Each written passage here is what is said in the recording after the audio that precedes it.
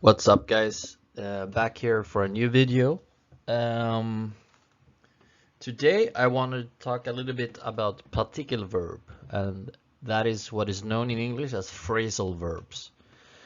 And this is a topic more for at least higher intermediate or advanced students. If you are not, if you don't feel like you know prepositions well, this is just gonna confuse you and make your learning harder and just give you a headache. So I would say you have to be at least intermediate, minimum B1, perhaps B2 plus, B2 or more, to really get something out of this. Um, Particular verbs are hard because they are you don't know, you cannot translate the phrases separately to get the meaning. You need to know what the whole phrase means together to understand what it means. Otherwise, you're just gonna get confused. You're gonna get misunderstood, and so forth. And as a general rule, because a phrasal verb can have the exact same form, as there will be sentences where a phrasal verb has the exact same form as a prepositional phrase where you use prepositions, and the only thing that separates the two are that you emphasize the phrasal verb or the particle verb, which then gives it a completely different meaning. So remember, with particle verbs, you emphasize the particle. That is the major difference. Okay? And this will be a quick introduction, and then some other times I will do some exercises, etc. So I wanted to do a little bit about everything. All right, so let's get into it. Okay, a few examples. If I say säga till, that means to reprimand or like tell someone something. Säg till din mamma att hon ska komma hem. Tell your mom that she needs to come home. So it's almost something that you would say when you want to notify or give someone an order, an uppmaning. Kan du säga om? Kan du säga om vad du precis sa? Could you upprepa? Could you repeat what you just said? Säga om. Say again. The preposition om is used a lot with redo or do something again. You would say läsa om boken, right? To reread a book. Se om en film. To rewatch a movie. So om in that sentence or in that kind of situation is used frequently to redo something or do something again. And then of course also frequently to express the future. It's also a prepositional time preposition. Säga upp, say. Then you quit your job. Säga upp, say. Upp as in up. All right. First. Okay, first or second slide.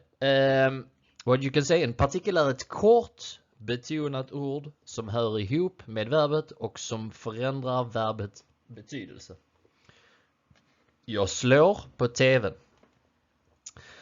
På är en preposition och tvn är huvudordet. På är obetonat. Second example. Jag slår på tvn. På är ett partikelverb som hör ihop med verbet. På är betonad. Could you hear the differences in the emphasis that I did in the first and the second? Because here we have two exactly the same kind of phrases, at least just like visually, right? But you only emphasize them differently. So in the first situation, I did not emphasize. I emphasize the verb more. So I just say, jag slår på tvn. In that case, or in that context, it means what? Think about it. In the second one, in the particular verb, it's jag slår på tvn. Så jag slår på tvn och jag slår på tvn. Two phrases that are exactly the same, but completely different in meaning. The first one, jag slår på tvn, means that I hit on the TV. I hit it. I smash it. I'm mad because I don't know. Sweden didn't qualify for the World Cup. In the second one, jag slår på TVn. That means I turn it on. So, do you see how the emphasis here is so important? And you see like the small fine-grained details matter here a lot.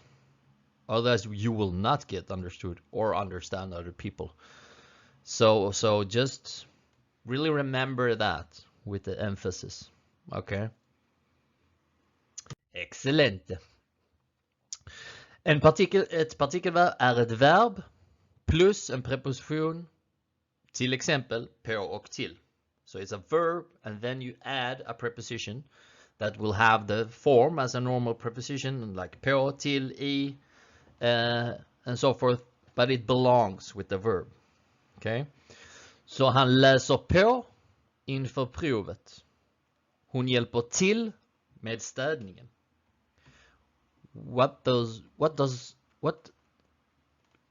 those sentences mean? Han läser på inför provet.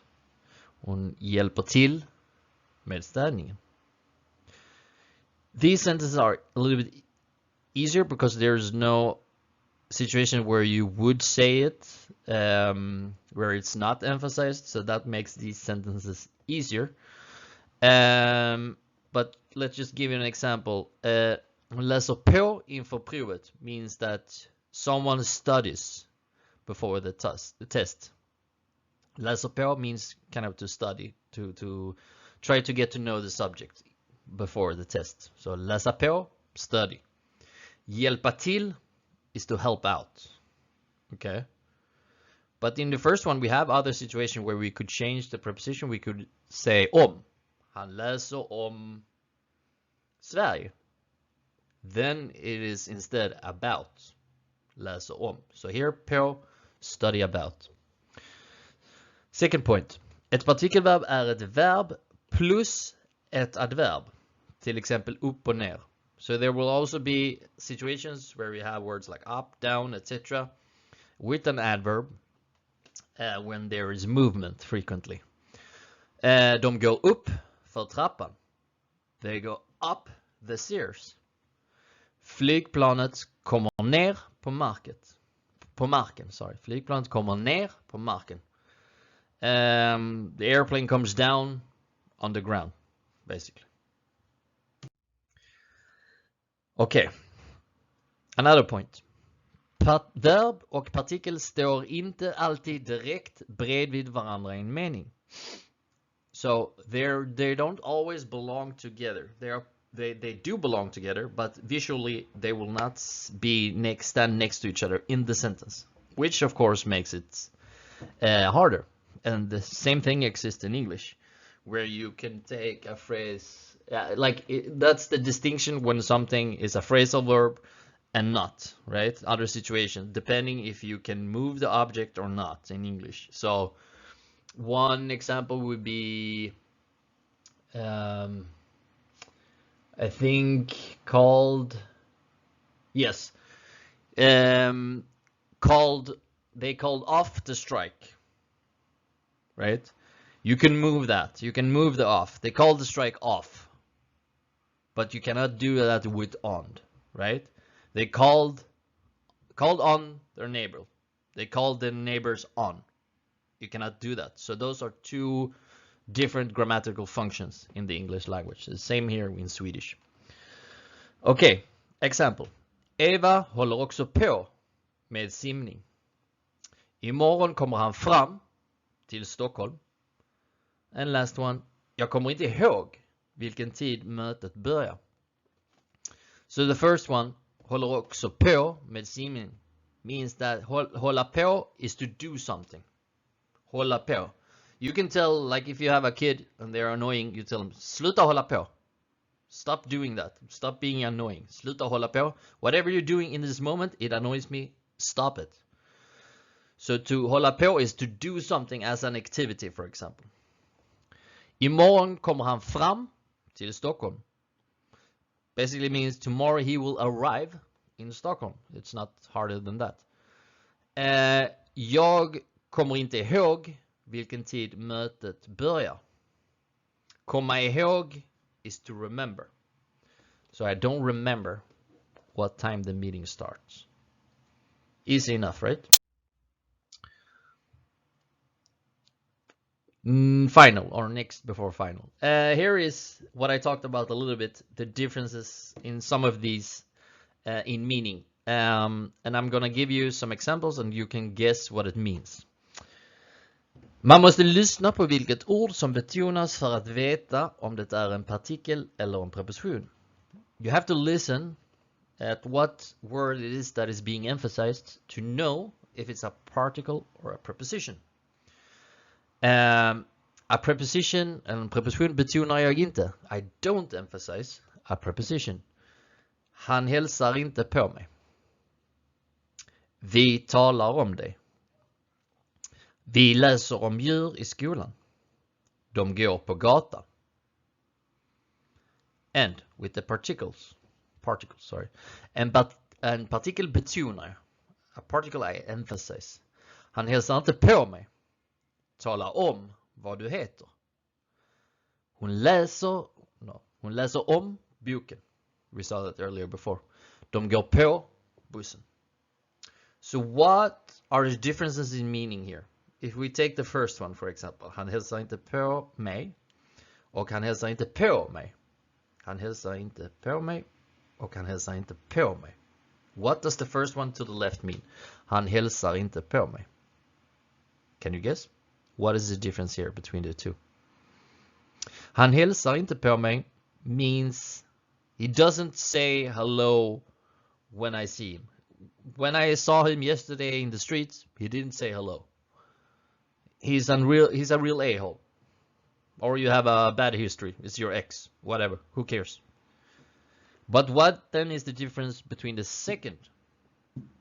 Han hälsar inte på mig. What does it mean then? Because that's something completely different. If I say that, that means that person doesn't visit me.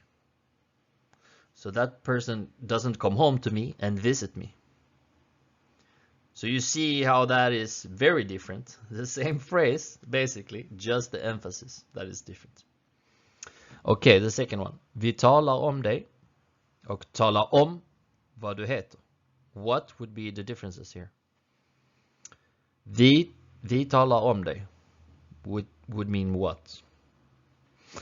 Om is frequently about, so speak about. So this is quite actually straightforward to the left here. We speak about you. Tala om vad du heter, however, would be what? That would be, for example, when you are in trouble and you have done something, you have done shoplifting, or your mom is someone stranger is pissed and they want to know your name, or the cops, or who cares? Usually not in good situations. It's usually not in a positive situation where someone tells you, say your name. Tala om vad du heter. I want your name. Tell me it now, right? Because if it's more in a friendly matter, you don't tend to say tala om like that. You would probably phrase it in a more polite way. Tala om is basically someone a little bit more like ordering to tell you your name. Okay, third. Vi läser om djur i skolan. I'm just gonna have to see because I have a class soon. Okay, I have time. Vi läser om djur i skolan. Means what? Vi läser om djur i skolan. So with what I said above and the preposition om, what is the meaning? Vi läser om djur i skolan. We read about animals in school. So reading about something. Läsa om and then an object to read about. But, like I said before, hon läser om boken. Hon ser om filmen. That is more in the context to redo something. Läsa om is to reread it, to do it again. Okay? Last one. De går på gatan. the one that is not emphasized, the preposition de går på gatan. And then de går på bussen. So de går på gatan is very straightforward. They're walking on the street. But de går på bussen, what does that mean? They walk, and then we have the preposition på, and then we have the bus. And this one is quite tricky, even if it makes some sense, I would say, the meaning of it. But from students doing this with me, they seem to be able to, most of them have a hard time guessing what it means. Gå på bussen means that you embark, you enter the bus. De går på. Whereas if I said de går av, means that they exit the bus at their stop or whatever. So på or av, frequent prepositions in particle verbs that are used with different function. You would use the same set pair of words for turn on the lights and off, right? Kan du sätta på ljuset? For example. Last one. Partikel och verb tillsammans bildar perfekt particip. So the particles and the verb together construct something called perfect particip. En del av partiklarna kan jag också sätta ihop med verbet så att det bildar ett ord.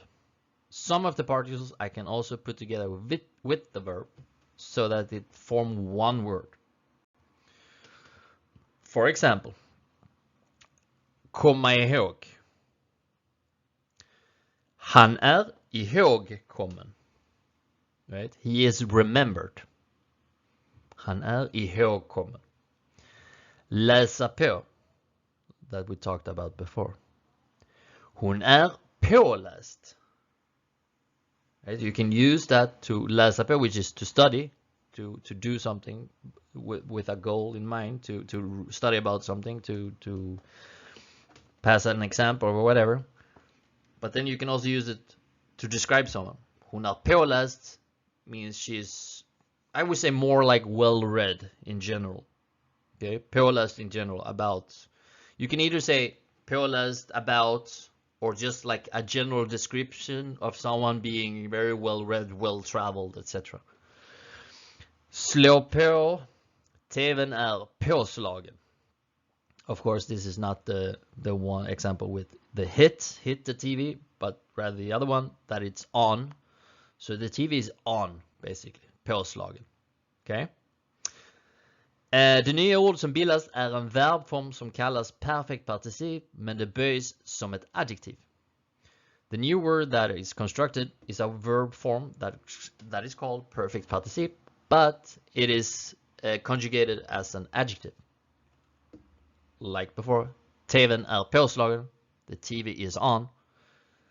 Kylskåpet är påslaget, the refrigerator is turned on.